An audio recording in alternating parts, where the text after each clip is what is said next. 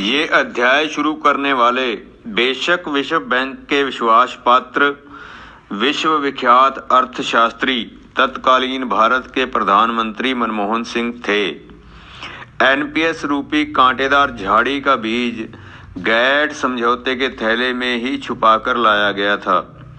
वह इसे उगते उगते 10 साल से भी ज़्यादा का वक्त लगा। जब अटल बिहारी वाजपेयी की सरकार ने यह संसदीय प्रणाली के माध्यम से कानून बनाकर 1 जनवरी 2004 से होने वाली भर्तियों पर लागू कर दिया।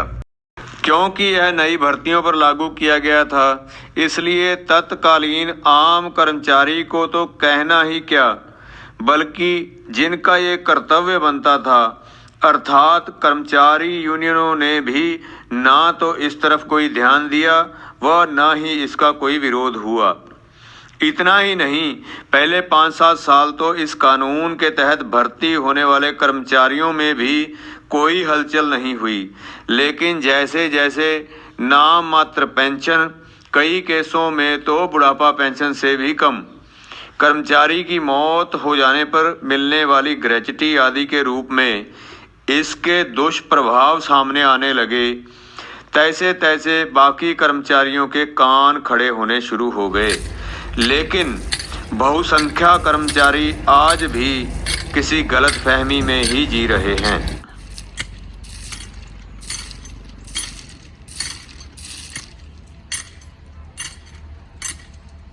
अरे ओ वसीम, अरे आजा, थोड़ा आराम भी कर ले। अब काम ही करता रहेगा क्या? अभी बहुत सारा काम पड़ा हुआ है, बोलिए। अरे तू वो कानूराम को जानता है? हाँ हाँ, वही ना जो अपने सेक्शन में काम करता है। लेकिन काफी दिनों से बीमार चल रहा है, क्यों, क्या हुआ? अरे कल शाम को उसकी डेथ हो गई। ओह, ये तो बहुत बुरा हुआ। हाँ, बुरा तो हुआ है बरखुरदार, पर अब जो उसके परिवार के साथ होने वाला है ना, वो और भी बुरा होगा। क्या बात करते हैं चाचा, एक पत्नी का पति चला गया, बच्चों के सर से बाप का साया उठ गया, अब इससे ज्यादा बुरा उस परिवार के साथ क्या होगा? तुझे पता है, वो न्यू पेंशन स्कीम में आता था। अच्छा, ना न्यू पेंशन स्कीम में या पुरानी पेंशन स्कीम में आए? पेंशन तो पेंशन ही है ना। यार तू भी मंगल ग्रह पे रहता है क्या? तो चाचा, मैं मंगल पे रहूं या पृथ्वी पे रहूं, उससे कानूराम के मौत का क्या वास्ता? वास्ता है। ये जो न्यू पेंशन स्कीम है ना, इसमें कटौती निश्चित है, पेंशन नहीं। अच्छा चाचा, आपको अच्छा खासा नॉलेज है। एक सवाल पूछूं? हाँ पूछो पूछो। ये सदियों से चली आ रही पुरानी पेंशन व्यवस्था सरकार ने अचानक बदल क्यों दिया? प्रॉफिट की भूख में, बहुत सारा मुनाफा कमाने के लिए पूरी दुनिया को निगल जाने को आतुर बड़ी बड़ी प्राइवेट कंपनियों के इशारों पर और वर्ल्ड बैंक के दबाव में दुनिया के अन्य देशों की तरह भारत की सरकारों ने भी जन कल्याण की बहुत सारी योजनाओं से हाथ वापस खींच लिया है। अच्छा, और कर्मचारियों की ये जो पेंशन है ना, उन्हीं में से एक है। अच्छा चाचा, पेंशन पुरानी हो, पेंशन पुरानी की जगह नई लागू की है, और जब नई पेंशन लागू की है तो नया है तो बेहतर ही है। नहीं तो तुम लोग धोखा खा रहे हो। तुम्हें पता है कि तुम्हें खुद कितनी पेंशन मिलेगी? चाचा, आप भी कमाल करते हैं। मेरी नौकरी अभी 20 साल पड़ी है और आप पूछ रहे हैं कि आप पेंशन बताओ। मैं कैसे बता दूं कि अभी मुझे कितनी पेंशन मिलेगी? पता क्यों नहीं चलता? कहे तो मैं बता दूं। पेंशन, ग्रेच्युटी, हर चीज उंगलियों पे गिनी हुई है। और तुम एनपीएस वाले, अरे भाई, कर्मचारी को उसकी पेंशन ना पता हो ये तो स्वाभाविक है, लेकिन यहाँ तो तुम्हारा संबंधित विभाग, यहाँ तक कि इसे लागू करने वाली सरकार भी नहीं बता सकती कि कर्मचारी को कितनी पेंशन मिलेगी। ओह, ऐसा? हाँ। भला वो क्यों चीज़ा? वो इसलिए कि तुम्हारा जो पैसा एनपीएस के नाम पे कटता है ना वेतन से, वो सारे का सारा लगता है जाके शेयर बाजार में, और शेयर बाजार तो है ही जुआ घर। वहां तो आज स्थिति कुछ और, कल कुछ और। अब भाई तुम्हारी रिटायरमेंट पे, मेरा मतलब है कर्मचारी की रिटायरमेंट पे शेयर बाजार की स्थिति क्या होगी, ये तो खुद इसे लागू करने वाली सरकार को भी नहीं पता। अच्छा तो चाचा, कहना आप ये चाहते हैं कि मुझे पेंशन मिलेगी? अरे नहीं नहीं नहीं भाई, देख, अब अगर तू 500, 700, 1000 रुपए को पेंशन मानता है तो ये तेरी मर्जी। मैं तो इसे पेंशन के नाम पर भद्दा मजाक समझता हूँ, एक धोखा, और वही धोखा कानूराम के परिवार के साथ होने जा रहा है। लेकिन चाचा, कानूराम के परिवार को तो अच्छा खासा पैसा मिल ही जाएगा ना? क्योंकि मैं तो रोज टीवी न्यूज समाचार पत्रों में सुनते रहता हूँ कि शेयर मार्केट अच्छा रिटर्न देता है। सुन ले, आजा बैठ। वो यही सरकार और इसका मीडिया जहां हर रोज चिल्ला चिल्ला के कहता है ना कि शेयर बाजार से आपको इतना रिटर्न आएगा, उतना रिटर्न आएगा, वही मीडिया दूसरे ही पल फुसफुसाते हुए ऐसा भी कहता है कि आपकी रिटर्न शेयर बाजार की स्थिति पे निर्भर है, रिस्क पे निर्भर है, इसलिए सोच समझकर जोखिम उठाएं। अब तू ही बता, फिर अच्छी रिटर्न का उम्मीद करना वो भी तो अपने आप में भ्रम ही हुआ ना। हाँ, लेकिन चाचा, ये तो कानूराम के परिवार के साथ बहुत बुरा होने वाला है। इस परिवार पे बहुत बड़ी मुसीबत आने वाली है। हाँ, मुसीबत तो आने वाली है, पर अकेले कानूराम के परिवार पर नहीं। मुझे तो लगता है कि तुम सब का हश्र, यानी तुम सब एनपीएस वालों का हश्र बहुत बुरा होने वाला है। मैं तो तुम्हारा भविष्य ऐसे देख रहा हूँ।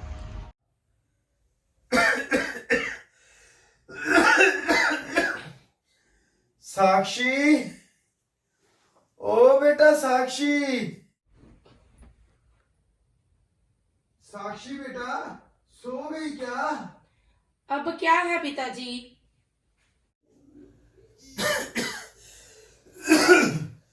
बेटा, लगता है मुझे बुखार हो गया है।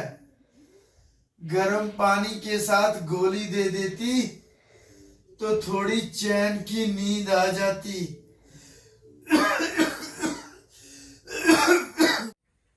हाँ, दूसरों का आराम छीन कर खुद चैन से सो जाओ। मुझे नहीं मिल रही, मैंने कहाँ रखी है? सुबह ढूंढ दूंगी।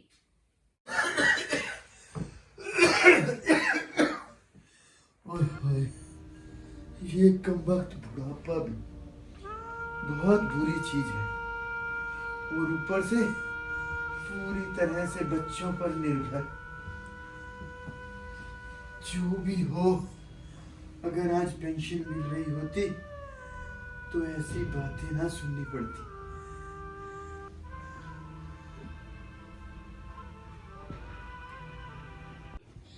कन्नू के पापा, ओ कन्नू के पापा, कहाँ खराटे लेके सो रहे हो? क्या हुआ? सोने दो ना। एक तो सुबह उठकर जल्दी लड़की को स्कूल भेजना होता है, और फिर आपका नाश्ता वगैरह तैयार करना होता है, ऊपर से तुम्हारे पिताजी जो आधी रात तक सोने नहीं देते। कभी गर्म पानी कर दो, कभी दवाई ढूंढ दो, कभी कुछ तो कभी कुछ। अभी वो बुजुर्ग हैं बेचारे, ऊपर से बीमार भी, उनकी देखरेख हमें ही करनी होगी। खुद तो घोड़े बेचकर सो रहे हो और मुझे उपदेश दे रहे हो देखरेख करने का। मुझे भी आराम करना होता है, मुझसे नहीं होगा आप ये सब कुछ। साक्षी, हमारे पिताजी हैं वो, अब उनकी देखरेख हमें ही करनी होगी। मैंने बोल दिया ना एक बार, तुम्हारे पिता हैं, तुम ही रखो ध्यान उनका। अब मुझसे और सह नहीं सकती मैं। उनका प्रबंध किसी वृद्धाश्रम में कर दो। कैसी बात करती हो साक्षी? उन्होंने हमें पाला पोसा, इस काबिल बनाया, और इस अवस्था में तुम उनको घर से बाहर निकालने की बात कर रही हो। आखिर समाज क्या सोचेगा, लोग क्या कहेंगे? मुझे कोई परवाह नहीं है लोगों की। लोग क्या बोलते हैं, क्या सोचते हैं, एक बात स्पष्ट है, इस घर में या तो तुम्हारे पिता रहेंगे या मैं।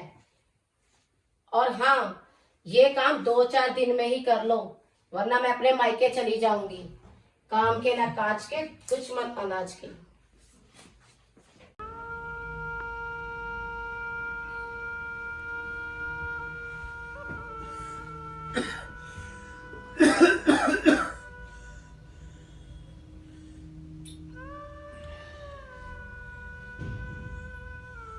देख रही हो सावित्री अपने पति की हालत। अगर आज मुझे भी ठीक ठाक पेंशन मिल रही होती तो घर परिवार में मेरी ऐसी दुर्गति ना हो रही होती।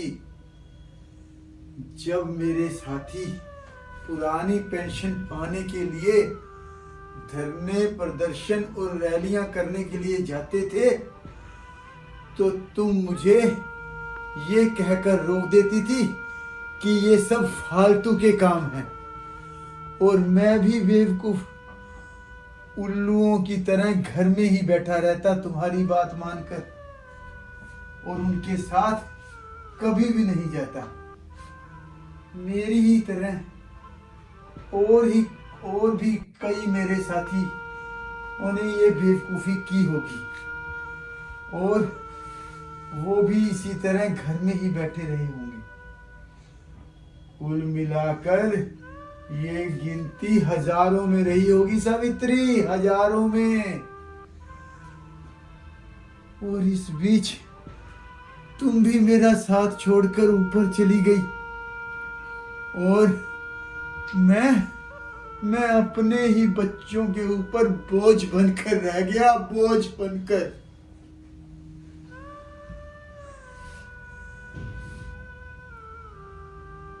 इस सब में जब भी मैं सोचता हूं तो बहुत ज्यादा परेशान हो जाता हूं।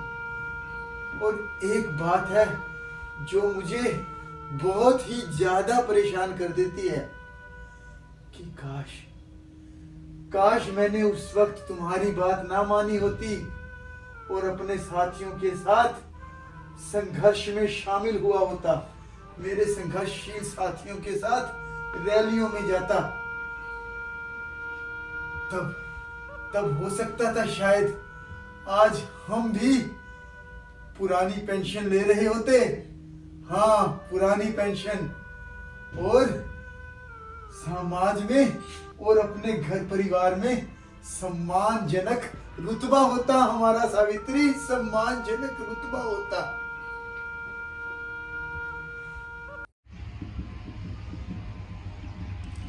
चाचा, इस स्वार्थ की दुनिया में जब बच्चों को अपने बूढ़े माँ बाप बोझ लगेगा ना तो सबका अंजाम तो एक ही होने वाला है ना। बात तो तुम्हारी ठीक है बेटा, लेकिन मैं अपने एक पड़ोसी संतोष सिंह को बड़े अच्छे से जानता हूँ। अच्छा, जो था तो मुझसे 8-10 साल पहले का भर्ती। अच्छा, स्वार्थ में ही सही, लेकिन सेवा उसकी खूब हो रही है।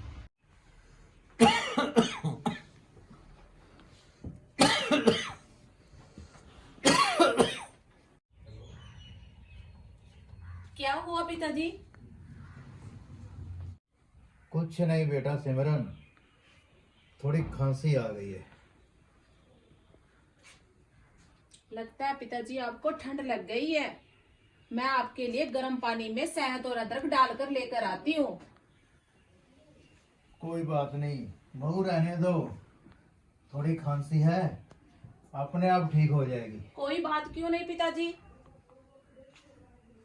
आपको तो बहुत तेज बुखार भी है। मैं आपके लिए अदरक वाली चाय बनाकर लेकर आती हूँ और इनको फोन करती हूँ, ये आते वक्त ऑफिस से आपके लिए दवा लेकर आएंगे। अरे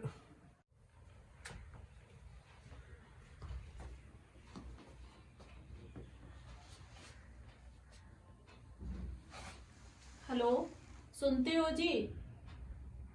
मैंने फोन आपको इसलिए किया। हाँ, मेरे को पता है आपके ऑफिस में फोन करना मना है, लेकिन मैंने आपको फोन इसलिए किया है कि पिताजी को ठंड लग गई है और तेज बुखार भी है। हाँ, मैंने अदरक वाली चाय बनाकर दे रही हूँ। हाँ, जी। बस आप आते वक्त शाम को दवा जरूर ले आना, ठीक है? अगर 1-2 दिन में फर्क नहीं लगा तो हम डॉक्टर चावला को भी दिखाएंगे।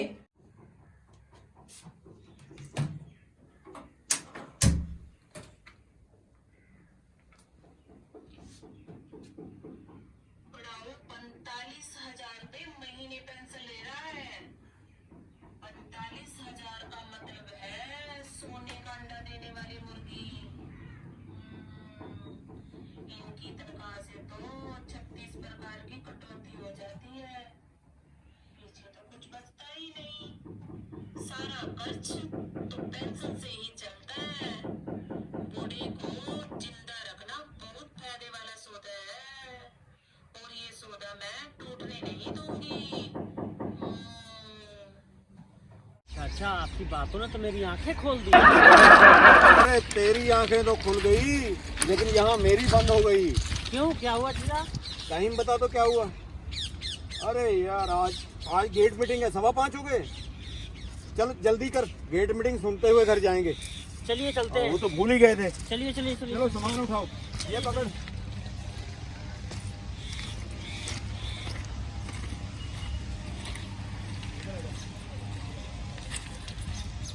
साथियों, आखिर में मैं आपसे यही कहना चाहता हूं कि पुरानी पेंशन कर्मचारी के लिए मात्र पेंशन ही नहीं है, बल्कि पेंशन ये तय करती है कि आपका बुढ़ापा कैसा होने वाला है। पेंशन से ये तय होता है कि घर परिवार में और समाज में आपका रुतबा क्या होगा। पेंशन हमारा आत्मसम्मान है, और आत्मसम्मान पाने के लिए मनुष्य कुछ भी कर सकता है, यानी वो अपना हर संभव प्रयास करता है। और अब आपके और हमारे आत्मसम्मान की लड़ाई अब निर्णायक दौर में पहुंच चुकी है। चुनाव सामने है, बस यूं समझिए कि लोहा गर्म है, और उसको अपने मन मुताबिक आकार देने के लिए बस एक जोरदार प्रहार की जरूरत है। क्या आप सब इसके लिए तैयार हो? तैयार है।